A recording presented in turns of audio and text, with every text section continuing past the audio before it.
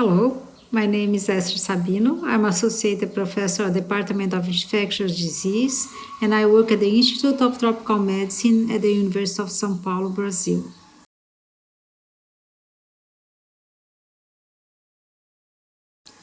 I remember well November 1989. That was a key moment for Brazil because we were voting for the first president after a long period of military government. And I remember seeing the images of the wall and the people on the streets, and the feeling was of hope, of a new world.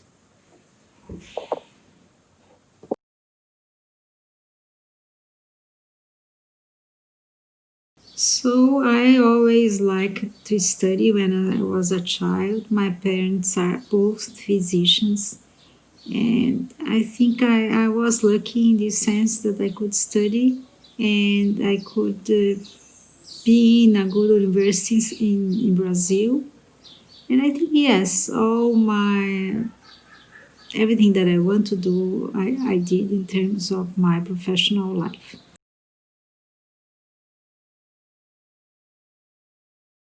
The wall we want to break is to establish the capacity to detect a new agent and understand how is it spreading in real time during an epidemic. The challenge is that this technology needs to be easy and cheap enough to be transferred to the public health system.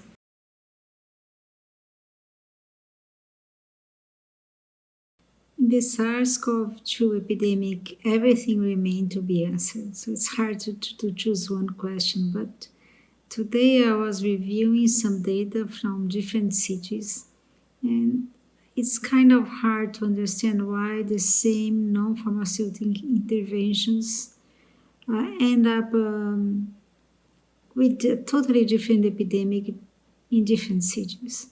So everything started more or less about the same time, but the outcome was so different and we don't understand why.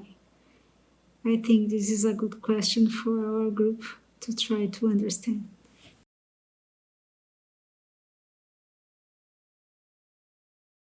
I think the world needs more scientists doing the same thing that I'm doing, trying to develop new technologies to detect and contain an epidemic. I think it's very important that we have this kind of science being done in every corner of the world.